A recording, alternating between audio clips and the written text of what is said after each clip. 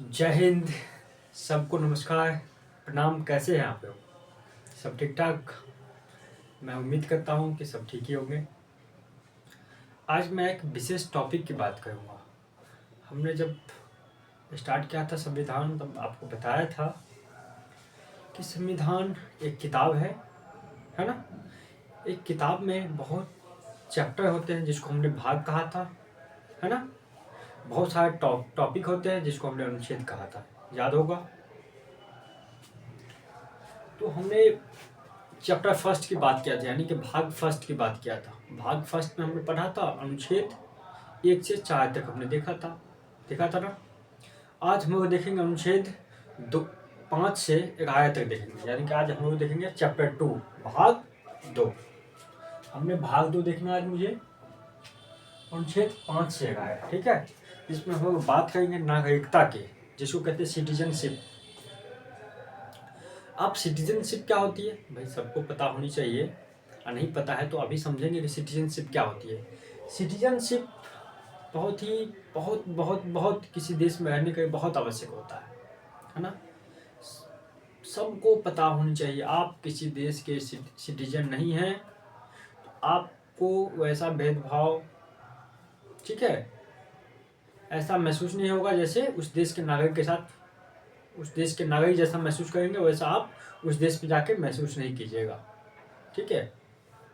Citizenship, जिस देश के सिटीजन होते हैं उसको कुछ विशेष अधिकार होते हैं। क्या होता है मैं भी बताता हूँ आपको, ठीक है।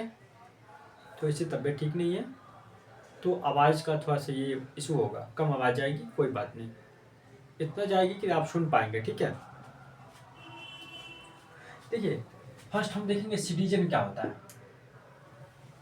सिटीजन मतलब नागरिक क्या होता है, ठीक है जी। नागरिक का अर्थ होता है कि किसी देश के, या किसी देश की कॉन्टेक्स्ट में बात करें, भारत की बात मैं करता हूँ तो नागरिक का अर्थ होता है भारत के निवासियों से बात करता हूँ, जो इस देश में रहते हैं, ठीक है। उनके निवासियों से है, जिनको कुछ विशेष तरह का अधिकार दिए जाते हैं, कुछ राइट्स होते हैं विशेष, ठीक है, जो विदेशियों को नहीं मिलता। मान के चलिए कोई अमेरिका का है, कोई ब्रिटेन का है, कोई कनाडा का है, ठीक है। तो अपने अपने देशों में अपने अपने नागरिकों को, सभी देश के जो मुखिया होते हैं, जो प्रमुख होते हैं, जो फर्स्ट पर्सन ऑफ कंट्री होते हैं, जैसे हमारे देश के प्रथम नागरिक कौन है, राष्ट्रपति है, ठीक है। ठीक उसी तरह से सभी देश के अपने अपने फर्स्ट पर्सन होते हैं, वो उसको अधिकार देते हैं, या संविधान अधिकार देते हैं, या संसद अधिकार देती है, ठीक है। मैं बताऊंगा कि नागरिकता का कहाँ से नागरिकता आती है, नागरिकता कौन प्रदान करता है हमारे देश में, मैं सब बताऊंगा इस वीडियो में, ठीक है जी। ठीक है, नागरिकता का मतलब होता है उन देश के निवासियों से, नागरिकता नागरिकता का संबंध है उन देश के निवासियों से जिनको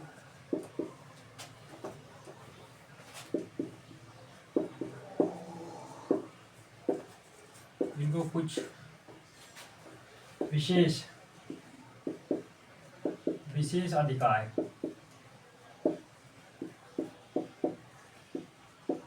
दिए जाते हैं या दिए गए हैं। उन देश के नागरिकों से है जिनको उस देश के नागरिक रहने वाले नागरिकों को कुछ विशेष अधिकार प्राप्त होता है, ठीक है। उस देश के संविधान द्वारा, उस देश के संसद द्वारा, उस देश के फर्स्ट पर्सन के द्वारा, ठीक है। वो अधिकार कौन कौन से हैं? वो अधिकार दो तरह के होते हैं, एक राइट होते हैं, दो अधिकार होते हैं, राजनीतिक अधिकार होते हैं, ठीक है, कुछ कानूनी अधिकार होते हैं, ठीक है जी। यदि किसी देश के आदमी को ये दो तरह का अधिकार प्राप्त है तो समझिए उस देश का नागरिक है वो। आप कहेंगे भाई ये राजनीतिक अधिकार क्या होता है, कानूनी क्या होता है, ये मुझे बता दीजिए। मैं भी बता देता हूँ। राजनीतिक अधिकार ऐसे अधिकार होते, मैंने उस दिन भी बताया था कि आप आपको राजनीतिक अधिकार प्राप्त है ना, तो आप उस देश में चुनाव भी कर सकते हैं, आप उस देश में वोट भी दे सकते हैं, ठीक है। यदि आप उस देश के नागरिक नहीं, आप इंडिया के, सपोज कीजिए आप इंडिया के नागरिक नहीं, इंडिया की मैं बात करूँ, इंडिया का आप निवासी हैं, तो आपको विशेष अधिकार प्राप्त है, राजनीतिक और कानूनी दोनों, ठीक है।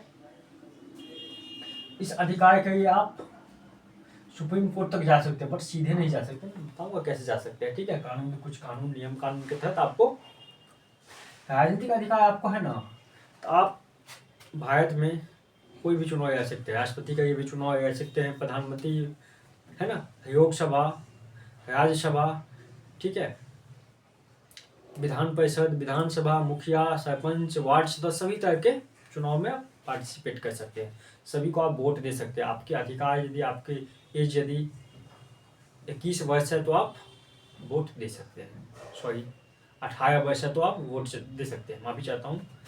वोट देने का जो अधिकार है कितने हैं, 18 वर्ष है, 18 वर्ष है तो आप, ठीक है जी। यदि कोई विदेशी है, इंडिया में रहता है, तो उसको ये अधिकार नहीं है, ठीक है। तो आप यहाँ, मैं बात करूँगा अनुच्छेद 5 की। हमारे देश में ना एक चीज और है, किसी देश में, अपने देश की क्या बात करूँ, नागरिकता समझ गए ये क्या होता है। नागरिकता उन देश के निवासियों को दिया जाता है, कुछ विशेष अधिकार है, राजनीतिक और कानूनी, ठीक है। किसी भी देश में 4 तरह के लोग रहते हैं, कितने तरह के लोग रहते हैं, 4 तरह के। एक होते हैं, एक तो रहते हैं किसी देश में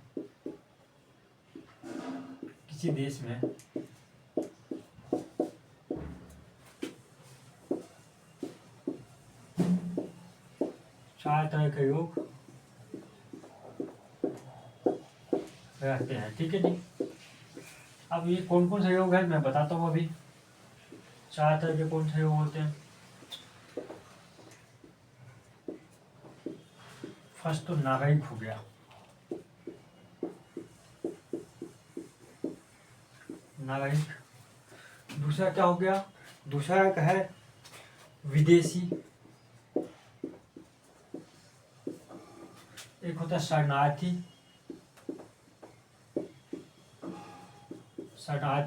एक होता है राज्यविहीन,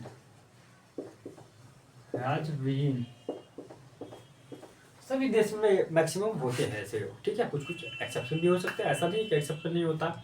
मैं बस इतना समझ रहा हूँ, समझाना मैं आपको चाहता हूँ कि आप समझ जाए कि किसी देश में 4 तरह के लोग रहते हैं। नागरिक क्या होता है, विदेशी कौन होते हैं, शरणार्थी कौन होते हैं, शरणार्थी कौन होते हैं, और राज्यविहीन कौन होते हैं, ठीक है। आपको मैं भी बता दिया, किसी देश के नागरिक वही हो सकते हैं जिनको उस देश में कुछ विशेष अधिकार प्राप्त है, जैसे वोट देने का अधिकार, ठीक है। राजनीति, सीधे सीधे समझे, राजनीतिक और कानूनी अधिकार आपको प्राप्त है, तो आप उस देश के नागरिक हैं, ठीक है, फर्स्ट। दूसरा विदेशी, इसका मतलब ये है कि आपको नागरिकता यहाँ की सिटीजन नहीं है, आपको राजनीतिक अधिकार प्राप्त नहीं है, ठीक है, आप विदेशी। शरणार्थी ऐसे होते हैं, जैसे आप विदेश में रहे हैं, विदेश में उपद्रव हुआ तो आप यहाँ शरण लेने आगे कि मुझे बचाइए, मैं आप ही के साथ रहना चाहता हूँ, तो ठीक है। एक होता है राज्यविहीन, उस राज्य का आदमी है, उससे राज्य छीन लिया गया है, तो उसके पास कोई राज्य ही नहीं है, तो अब क्या करेगा भाई, तो आज आके मन होगा तो इंडिया में आके बसेगा, ठीक है। आपने कुछ दिन पहले सुना होगा पाकिस्तानी शरणार्थी को, बांग्लादेश के शरणार्थी को हमने क्या किया था, नागरिकता दिया था। बात उसकी चर्चा मैं आगे बताऊंगा, ठीक है।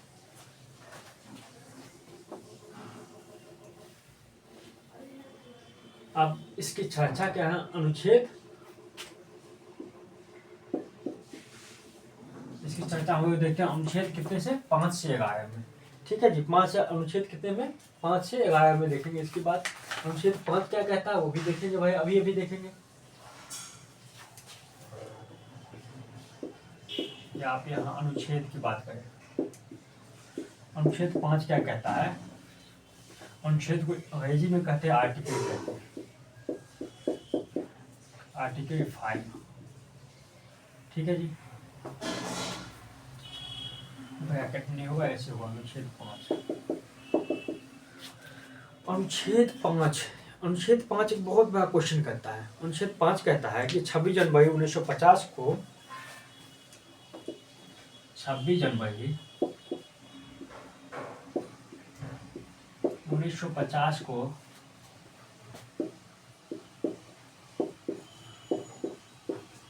भारत का नागरिक कौन है ना भाई। हम आपको पता है सबको कि संविधान लागू हुआ 1950 से, ठीक है, हुआ ना, अपनाया गया था, बना 49 में, ठीक है। लागू कब से हुआ, एक्शन में कब से आया, 1950 से आया ना। तो भाई 1950 में एक क्वेश्चन आया कि भाई आप एक बात मुझे बता दो कि 26 जनवरी 1950 को भारत का नागरिक आप किसको मानेंगे। अनुच्छेद 5 में यही चीज पढ़ेंगे कि भारत का नागरिक कौन है। देखिए इसमें 3-4 चीज आते हैं। फर्स्ट मैं दिखाऊंगा आपको,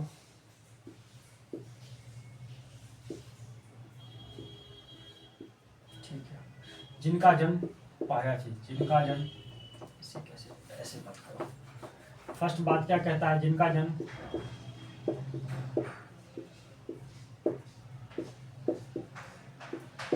भारत में हुआ,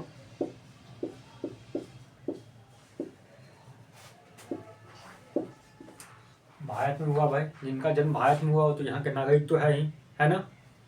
दूसरी बात क्या है कि भाई जन्म हो गया भारत में, इसका मतलब यहाँ बहुत सारे विदेशी भी रहते थे, क्या उसका जन्म हो जाएगा तो क्या वो इंडियन हो जाएगा, नहीं, उसको यहाँ के नागरिकता देंगे, नहीं देंगे। इसमें एक क्वेश्चन और आया कि उसका जन्म भारत में तो हुआ, लेकिन बट उनके माता और पिता दोनों में से कोई एक इंडियन होनी चाहिए, ठीक है जी। जिनका जन्म भारत में हुआ और उनके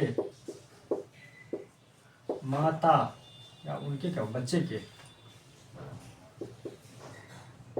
बच्चा का माता या पिता कोई एक भारतीय हो, ठीक है, ठीक है जी। फर्स्ट क्या कहता है कि भाई उसी को हम मानेंगे जिनका जन्म इंडिया में तो हुआ है, बट उनके माता या पिता दोनों में से कोई एक इंडियन होनी चाहिए, है, क्योंकि उस टाइम बहुत सारे अंग्रेज इंडिया में रहते थे ना, क्या थे, बहुत सारे अंग्रेज इंडिया में थे, बहुत यहाँ रह भी गए, है ना। तो हो सकता था ऐसा कोई विदेशी है, उनका दोनों माता पिता भी विदेशी है ना। माता पिता दोनों विदेशी है तो उसको इंडियन तो नहीं कहेंगे हम भाई, उनका जन्म तो इंडिया में हुआ है, लेकिन वो उनको इंडियन तो कहेंगे नहीं, क्योंकि दोनों विदेशी है, दोनों में से एक इंडियन होनी चाहिए, तब क्या होगा, यहाँ का नागरिक होगा, उसको नागरिकता देंगे हम, ठीक है। या दूसरी बात यह है कि संविधान लागू होने से पहले, संविधान लागू होने से 5 वर्ष पूर्व से, यानी कि 5 वर्ष पहले से भारत में रहता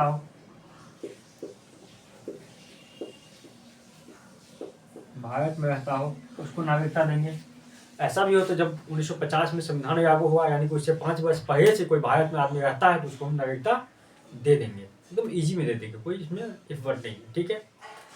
तीसरा का बात क्या कहता है कि कोई आदमी है इंडिया में, उनका मैं इंडिया का है, बापो इंडिया का है, बच्चों इंडियन का, जैसे उसका माता पिता बच्चा सब इंडियन है, उसका दादा परदादा सब इंडियन ही है, ठीक है जी। तो उसको भी नागरिकता दे देंगे, माता पिता बच्चा का जन्म सब इंडिया में हुआ,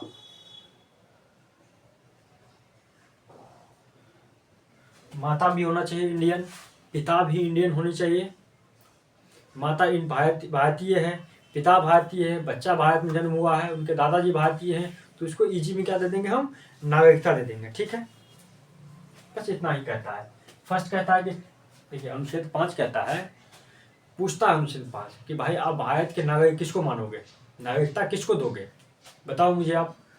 तो कहते हैं संविधान में लिखा हुआ है, अनुच्छेद 5 कहता है कि हम उन्हीं को नागरिकता मानेंगे तो 26 जनवरी 1950 को भारत का नागरिक कौन है, कहता है जिनका जन्म, कहता है 26 जनवरी 1950 को आप भारत का नागरिक किसको मानोगे? तो कहता है कि जिनका जन्म भारत में हुआ और बच्चा का माता या पिता कोई एक इंडियन है तो उसको हम नागरिकता दे देंगे। ठीक है, फर्स्ट ये कहता है।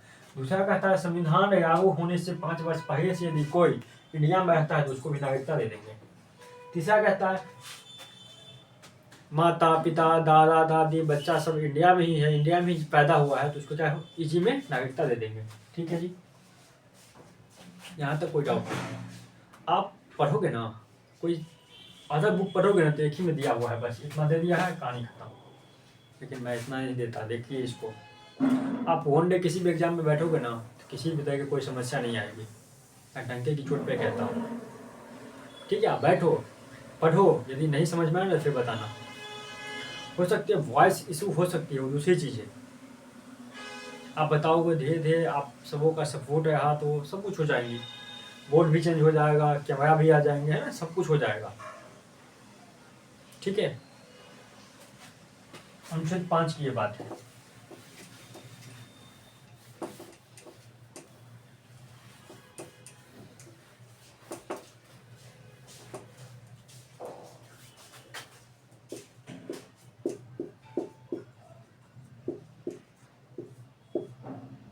अनुच्छेद 6 क्या कहता है? आर्टिकल 6 क्या कहता है देखिए तो। अनुच्छेद 6, आप में से बहुत सारे लोगों ने अनुच्छेद 6 को पढ़ा होगा। ठीक है, अनुच्छेद क्या कहता है? ठीक है, पाकिस्तान से एक चीज पता है आपको एक चीज पता होनी चाहिए। जिस टाइम हमारा देश आज़ाद हुआ, अंग्रेज ने मुझे स्वतंत्र किया या मैं खुद स्वतंत्र हुआ, स्वतंत्र तो किया अंग्रेज, लेकिन उसने ऐसा किया ना, भारत को 2 पार्ट में डिवाइड कर दिया। ठीक है, 2 भागों में भारत को तोड़ दिया, जिसका नाम था, एक का नाम था पाकिस्तान, दूसरे का नाम था हिंदुस्तान। या कह लीजिए एक का नाम था हिंदुस्तान, दूसरे का नाम था पाकिस्तान। ठीक है, उस टाइम ना हम लोगों को एक तरह से समझिए कि अंग्रेज अपंग बना दिए थे। अभी जो मैं हूँ, आप है, हिंदुस्तान के सारे लोग हैं, भारत के प्रधानमंत्री है, राष्ट्रपति हैं, सब जो भी आगे बढ़े ना अपने दम पे बढ़े, अपने काबिलियत के दम पे बढ़े हैं। ठीक है, अपने संस्कार के दम पे आगे बढ़े हैं। अंग्रेज ने हम लोगों को ऐसी जगह छोड़ दिया था ना, वहाँ से जीना भी कठिन था, मरना भी कठिन था, मर भी नहीं सकते थे आसानी से। ठीक है, तो वो चीज़ें हैं। ठीक है, तो वो चीज़ें हैं, वो चीज़ आपको समझनी पड़ेगी।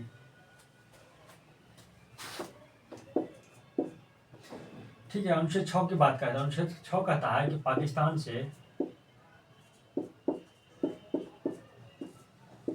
से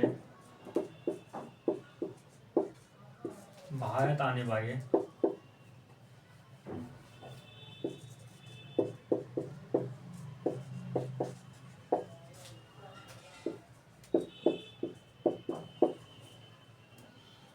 लोगों को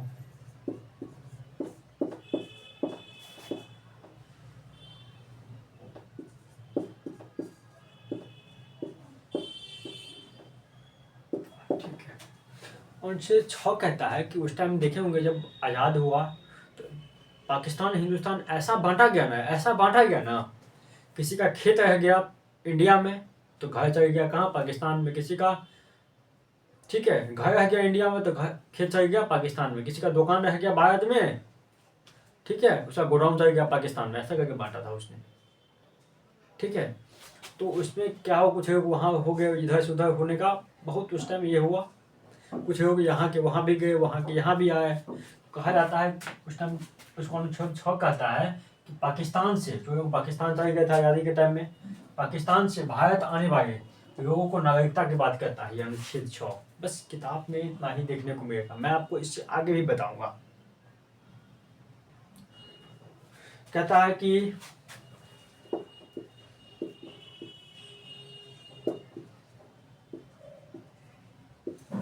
ठीक है, इस डेट को याद रखिएगा।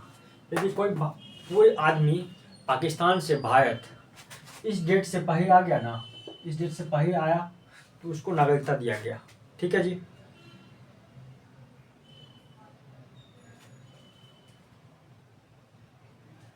ठीक है, कोई आदमी ना, देखिए अनुच्छेद 6 कहता है कि पाकिस्तान से भारत आने वाले लोगों को नागरिकता की बात करता है। ठीक है,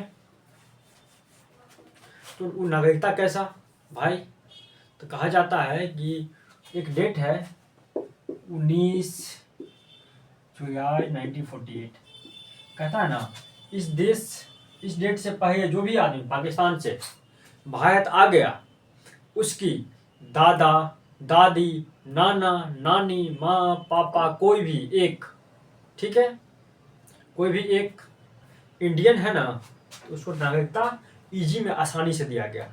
ठीक है जी।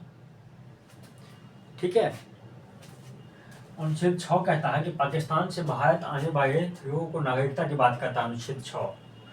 तो कहा गया कि भाई नागरिकता की तो बात करते हैं तो पाकिस्तान से कब से आएगा तो देंगे आप, कब से आएगा तो नहीं देंगे, तो इस बात की चर्चा करनी पड़ेगी ना। 19 जुलाई 1948 से पहले कोई व्यक्ति पाकिस्तान से भाग के भारत आ गया, उसका कोई खानदान में कोई एक आदमी इंडियन है ना, होगा तो 3-4 लोग होगा, एक भी कोई कम से कम एक भी कोई इंडियन है तो उसको इजी में क्या करेंगे, नागरिकता दे देंगे।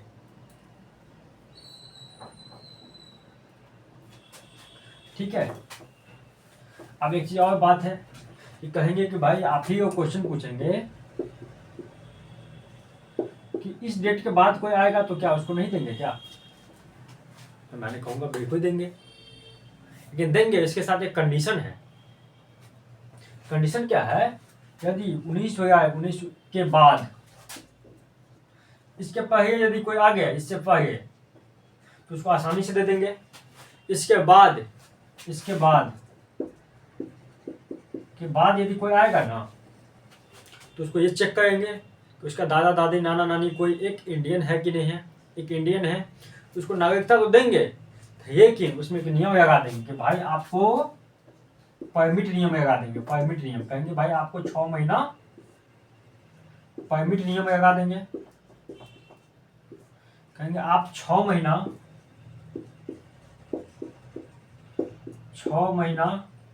भारत में निवास कीजिए,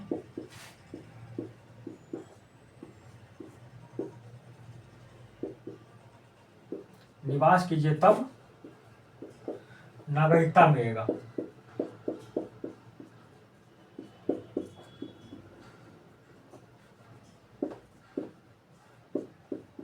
ठीक है जी। अनुच्छेद 6 कहता है कि पाकिस्तान से कुछ लोग भारत आ गए उसको नागरिकता की बात करते हैं, लेकिन एक डेट है 19 जुलाई 1948, इस डेट से पहले यदि कोई आदमी पाकिस्तान से भाग के भारत आ गया, उसकी खानदान में दादा नाना बाबा कोई भी एक इंडियन है, कम से कम एक इंडियन है तो उसको नागरिकता आसानी से दे देंगे। इस डेट के बाद आएगा तो क्या करेंगे भाई, इस डेट के बाद आएगा तो उसको भी देंगे, लेकिन उसको क्या करेंगे, कम से कम 6 महीना रहेगा इंडिया में उसके बाद ही देंगे। अब इससे पहले आएगा तो उसको कुछ नहीं, आओ नागरिकता पाओ। ठीक है, कोई एक इंडियन है तो। ठीक है जी, अनुच्छेद 6 में इतना ही था। अब बात करेंगे अनुच्छेद 7 का।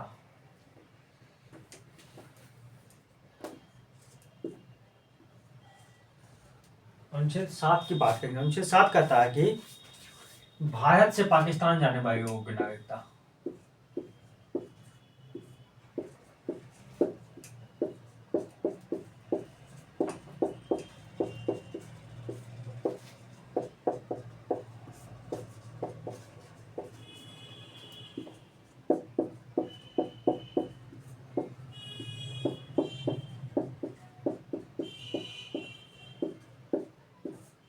ये इसकी बात करता है कि भाई कुछ लोग ऐसे भी हैं जो भारत से पाकिस्तान चले गए और फिर पाकिस्तान में नहीं बना तो फिर वहां से आ गए, तो भाई उसकी नागरिकता की बात करता है।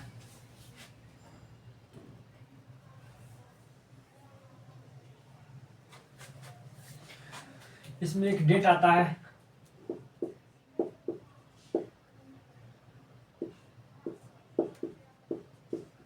इसको याद रखिएगा, 1 मार्च 1947 से पहले कोई आदमी भारत से पाकिस्तान गया है तो उसको नागरिकता क्या होगा, नहीं दी जाएगी, नहीं मिलेगी उसको नागरिकता। ठीक है, 1 मार्च 1947 से पहले कोई व्यक्ति भारत से पाकिस्तान गया हो उसको नागरिकता नहीं मिलेगी। ठीक है जी।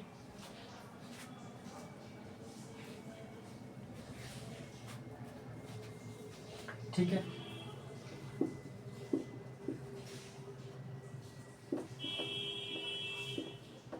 एक डेट और याद रखने की चीज है इसमें। किसका फोन आया है बार बार?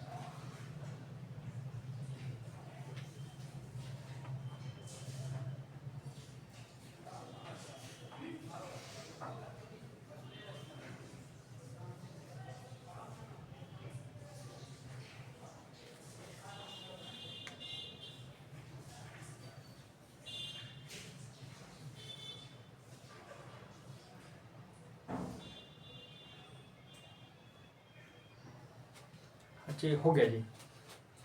ठीक है, इससे पहले कोई आदमी गया तो उसको नहीं मिलेगा नागरिकता। यदि इसके बाद यदि 1 मार्च 1947 के बाद, फर्स्ट ध्यान सुनिएगा, अनुच्छेद 7 क्या कहता है साथी ना, अनुच्छेद 7 क्या कहता है कि भारत से पाकिस्तान जाने वाले लोगों की नागरिकता की बात करता है। कुछ लोग ऐसे भी थे जो भारत से पाकिस्तान चले गए थे, अब फिर उधर से आ गए। ठीक है, तो इसमें 3 बात आती है। एक बात कहता है कि 1 मार्च 1947 से पहले कोई व्यक्ति भारत से पाकिस्तान गया तो उसको नागरिकता नहीं मिल जाएगी, नहीं मिलेगी। पहले जाने पर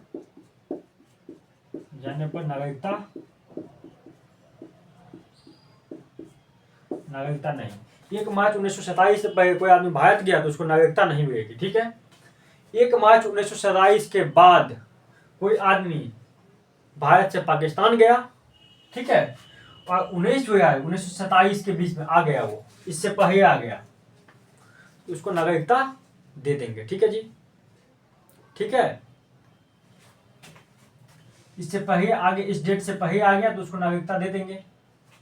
तीसरी बात वही हमने बताया था जो परमिट नियम था, 19 जुलाई 1948 से 1948, इससे पहले, ठीक है, इसके बाद, इसके पहले क्या होगा तो नागरिकता मिल ही जाएगा, कोई एक होगा, दादा नाना नानी कोई एक होगा। तो इसके बाद यदि कोई व्यक्ति भारत में आया तो उसको कम से कम 6 महीना रहना होगा परमिट नियम के अनुसार, तब वो, ठीक है, तब उसको नागरिकता दे दी जाएगी। ठीक है, ठीक है, भारत से पाकिस्तान जाने वाले लोगों की नागरिकता, उसमें एक 2-3 बात है। एक है 1 मार्च 1927 से पहले कोई व्यक्ति भारत से पाकिस्तान जाता है तो उसको नागरिकता नहीं दी जाएगी। 1 मार्च 1947 के बाद, ठीक है, जाता है पाकिस्तान और 19 जुलाई 1947 से पहले वापस आ जाता है तो उसको नागरिकता क्या होगा, दे दी जाएगी। 19 जुलाई 1948 के बाद कोई पाकिस्तान से आता है तो उसको क्या होगा, नागरिकता दी जाएगी, लेकिन 6 महीना इंडिया में रहने के बाद। ठीक है,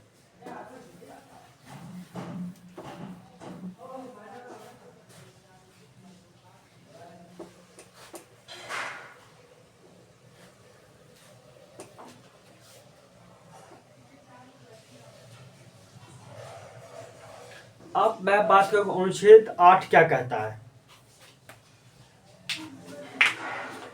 अनुच्छेद 8 क्या कहता है? अनुच्छेद 8 विदेशी के बारे में बात करता है। कुछ ऐसे लोग हैं जो भारत से बाहर घूमने गए हैं, पढ़ने लिखने के लिए गए हैं,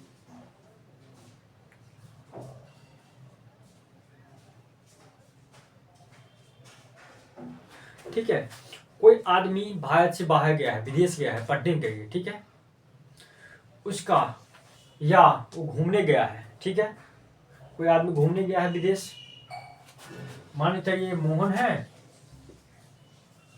ठीक है जी, ठीक है जी, ये मोहन है, इतना गंदा मोहन नहीं है, ये मोहन है,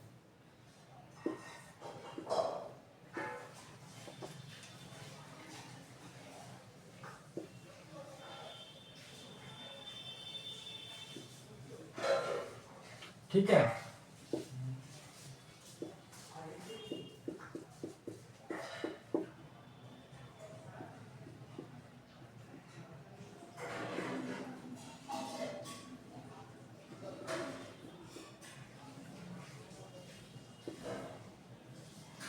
ठीक है, ये मोहन है, ये मोहन की वाइफ है, मोहन मोहन की वाइफ है। ये दोनों विदेश गए घूमने, ठीक है, विदेश घूमने गए, ये प्रेग्नेंट है, विदेश घूमने गए, वहीं पे इनका बच्चा पैदा हो गया बच्चा पैदा।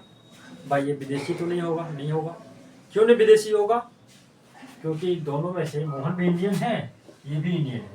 मान चाहिए ये मैडम इंडियन नहीं है, ये विदेशी है। ये मान चाहिए अमेरिका की है, ठीक है, मोहन इंडिया की है, इंडिया का है, गया अमेरिका गया ये, तो ये बच्चा पैदा हो गया इसको, तो ये तो विदेशी नहीं होगा, इसकी नागरिकता खत्म नहीं होगी।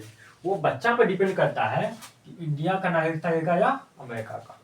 ठीक है जी, यही कहता है अनुच्छेद, उसको वंचित नहीं रखा जाएगा। ठीक है। या कोई आदमी पढ़ने गया, यदि मान चाहिए मोहन का शादी नहीं हुआ है, पढ़ रहा है, मोहन है ये, पढ़ने गया, तो पढ़ने गया तो ये ऐसा नहीं है कि इसका नागरिकता खत्म कर देंगे, नहीं, इसका नागरिकता तब खत्म करेंगे, आगे बात करेंगे, जब वहां के नागरिकता को एक्सेप्ट करेगा तब इसकी नागरिकता को हम खत्म कर देंगे। ठीक है, भारत की जो गृह मंत्रालय है इसकी नागरिकता खत्म करेंगे, लेकिन ऐसा बीच में नहीं होगा। ठीक है, ठीक है। एक चीज और ध्यान रखिएगा, कोई व्यक्ति यदि भारत से बाहर 6 महीना से अधिक विदेश में रहते हैं, उसकी सूचना आपको गृह मंत्रालय को देना होगा। यदि आप गृह मंत्रालय को उसकी सूचना नहीं देते हैं, इंडिया से बाहर है, तो उसकी नागरिकता समाप्त भी हो सकती है। सूचना देना होगा। 7 साल से अधिक यदि कोई बाहर रहा, इंडिया से बाहर रह गया, उसकी नागरिकता तो 100% खत्म होना है। ठीक है जी। अनुच्छेद 9 कहता है, क्या फोन कर, ठीक है, अनुच्छेद 9 की बात करता है। अनुच्छेद 9 क्या होता है, मैं माफी चाहता हूँ डिस्टर्बेंस के लिए। ठीक है, अनुच्छेद 9 कहता है कि कोई व्यक्ति, ठीक है, कहीं गया घूमने, मान के चलिए इंडोनेशिया गया घूमने, वहां उनको जगह पसंद आ गया, वहां रहने लगा, वहां की नागरिकता एक्सेप्ट करिए, वहां की नागरिकता को स्वीकार करिए, वहां की नागरिकता इनको मिल गया। ठीक है, जो सामान्यतः ऐसा होती नहीं है, वहां की नागरिकता इनको दे दिया वहां की गवर्नमेंट ने, तो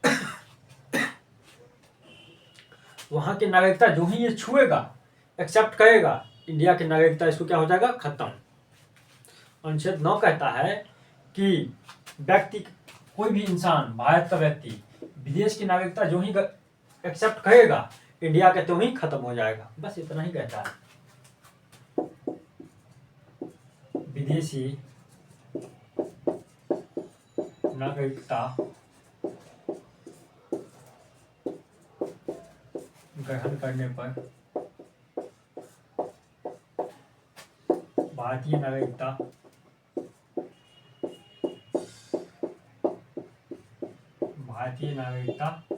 खत्म हो जाएगी, स्वतः समाप्त हो जाएगी, स्वतः समाप्त हो जाएगी। ठीक है जी, ये इतना ही बात कहता है, कोई बात नहीं करता है। ठीक है जी,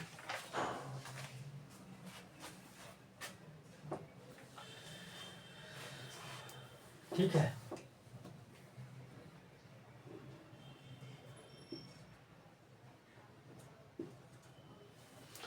ठीक है जी, यहाँ तो कोई दिक्कत नहीं होनी चाहिए। अनुच्छेद 9 एक ही बात कहा था कि कोई आदमी, ठीक है, किसी देश का, किसी अदर देश का नागरिकता जो ही ग्रहण करेगा, यहाँ की नागरिकता, इंडिया की नागरिकता उसको क्या हो जाएगी, समाप्त हो जाएगी, स्वतः ही खत्म हो जाएगी, उसको खत्म करने की जरूरत नहीं होगा। ठीक है जी,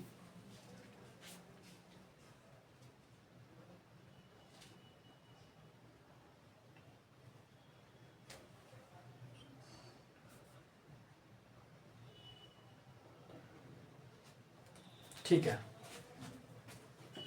अनुच्छेद 10 कहते हैं, 10 एक ही बात कहता है कि भारत की नागरिकता आपके पास तभी तक है, ठीक है,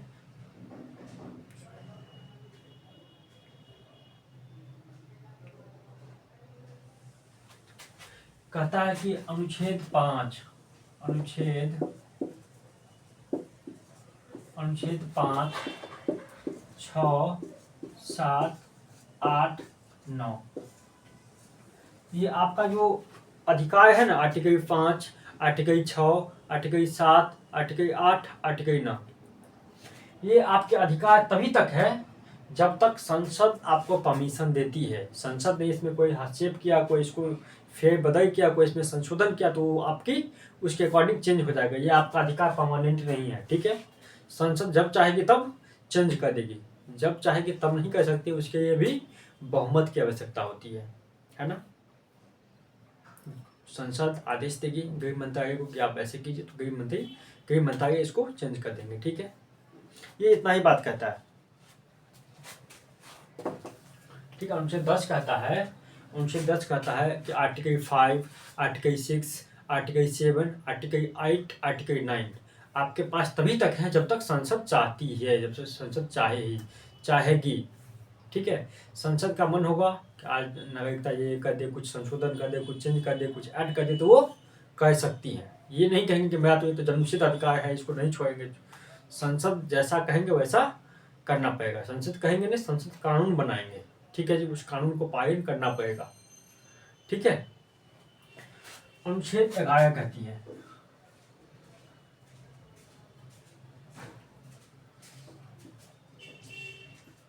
अनुच्छेद 11 बहुत बड़ी बात कहती है, बहुत बड़ा बात कहता है। अनुच्छेद 11 कहता है कि जो कानून बनाना, नागरिकता जो है ना, कानून बनाने का अधिकार किसको है? संसद के पास है। इसका कानून बनाने का अधिकार किसको है? संसद को। नागरिकता से संबंधित कोई भी कानून बनाएगा तो कौन बनाएगा?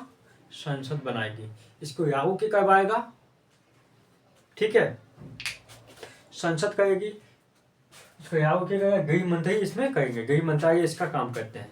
यदि आपको नागरिकता लेना है तो कहाँ जाएंगे? संसद के पास तो जाएंगे नहीं, गृह मंत्रालय में अपना फॉर्म वगैरह से भर सकते हैं, ठीक है।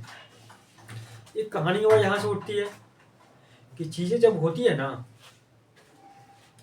जब नागरिकता की बात होती है, कहता है कि भाई संसद इस पे कानून बना सकती है, संसद तो बना ही सकती है, संसद जब होगा तब चेंज कर सकती है। अभी अभी आपने आर्टिकल 10 में देखा था कि अनुच्छेद 5, अनुच्छेद 6, अनुच्छेद 7, अनुच्छेद 8 को और अनुच्छेद 9 को जब चाहेगी संसद तब तोड़ सकती है, जोड़ सकती है, कुछ भी, ठीक है। अनुच्छेद 11 कहते हैं कि नागरिकता पे कानून बनाने का अधिकार किसको है? संसद को है, न कि विधानमंडल को।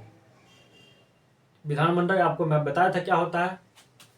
किसी देश में बहुत सारे स्टेट होते हैं, जैसे इंडिया में 28 स्टेट है, सभी की अपनी अपनी विधानसभा है। जो बहुत बड़े बड़े स्टेट है उसमें ठीक है, उसमें विधानसभा भी है, विधान परिषद भी है, ठीक है। कुछ छोटे स्टेट है जिनमें सिर्फ विधान सभा है, विधान परिषद उसमें नहीं है। जो विधानसभा विधान परिषद होते हैं ना, एक भी है ना, उसको क्या कहते हैं? विधानमंडल कहते हैं। विधानमंडल इसमें नागरिकता में कुछ नहीं कर सकता है।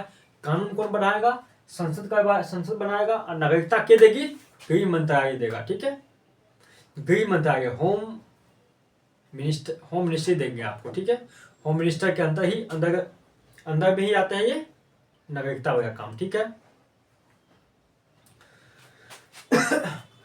ठीक है,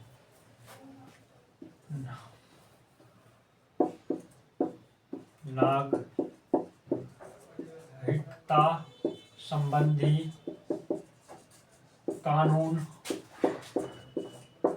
संसद बनाती है। क्या कौन बनाती है? संसद बनाती है, ठीक है। और नागरिकता देती कौन है? क्वेश्चन बहुत बार बार आता है, नागरिकता कौन देती है? नागरिकता बनाती है, लेकिन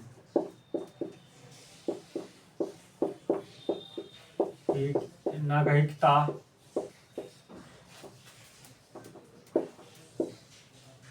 गृह मंत्रालय से लेता है। गृह मंत्रालय देते हैं, ठीक है जी। नागरिकता में कानून बनाएगी संसद, लेकिन नागरिकता देंगे कौन? गृह मंत्रालय देते हैं, ठीक है जी। एक नागरिकता संशोधन अधिनियम आया था, सिटीजनशिप अमेंडमेंट एक्ट 1955 की मैं बात करता हूं अभी। नागरिकता संशोधन अधिनियम,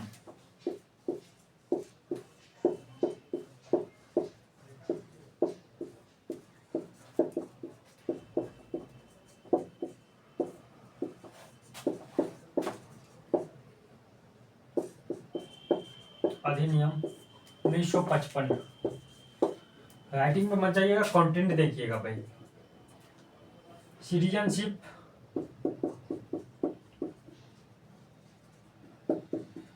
अमेंडमेंट एक्ट 1955 है ना, 1955 एक एक्ट आया था। इस संशोधन अधिनियम, संशोधन नहीं होगा, नागरिकता अधिनियम आया था, सिटीजनशिप एक्ट आया था 1955 में।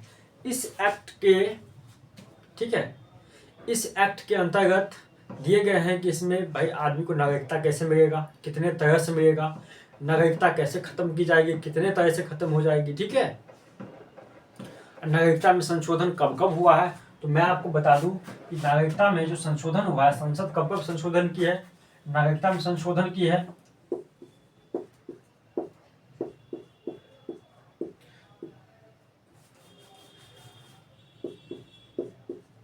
नागरिकता में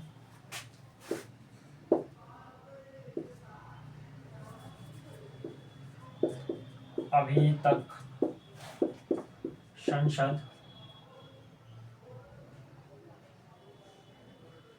संसद 6 बार संशोधन की है, 6 बार ना। हाँ, ये 55 में आया, अभी तक 6 बार संशोधन कर चुकी है। कब कब मैं आपको बता दूं। फर्स्ट हुआ था कब? प्रथम बार कब हुआ था? प्रथम बार कब हुआ था भाई? 1986 में। कौमा दूसरी बार कब हुआ था?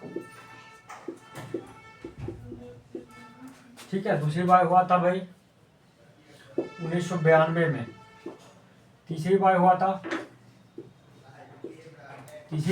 2003 में। चौथी बार हुआ था 2005 में। फोर्थ टाइम हुआ था 2005 में। फिफ्थ टाइम हुआ था 2015 में।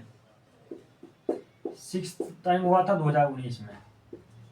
तो आपने 2019 की घटना आपने सुना होगा, पढ़ा होगा, थोड़ी बहुत आपको याद होगी। नागरिकता संशोधन अधिनियम 1955 में आया। नागरिकता अधिनियम आया 1955 में। नागरिकता में अभी तक 6 बार, कितने बार कोई पूछेगा क्वेश्चन, एग्जाम में क्वेश्चन ऐसे आता है, नागरिकता में अभी तक कितने बार सुधार हो चुके हैं। ऑप्शन में 2, 3, 5, 6, तो आपको 6 मानना है। कितने बार हुआ है? 6।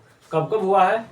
फर्स्ट हुआ 1986 में, दूसरा हुआ 1992 में, तीसरा हुआ 2003 में, चौथा हुआ 2005 में, पांचवा हुआ 2015 में, छठा हुआ 2019 में। मैं आपको नेक्स्ट वीडियो में बताऊंगा कि नागरिकता अधिनियम जो है, इसके अंतर्गत आपको नागरिकता कितने प्रकार से दी जाएगी, कितने प्रकार से आपके, कितने टाइप से आपकी नागरिकता छीनी जाएगी। ठीक है, ठीक है, नेक्स्ट वीडियो में मैं आपको दिखाऊंगा। Nice to wonderful time, god bless you, जय हिंद। ठीक है।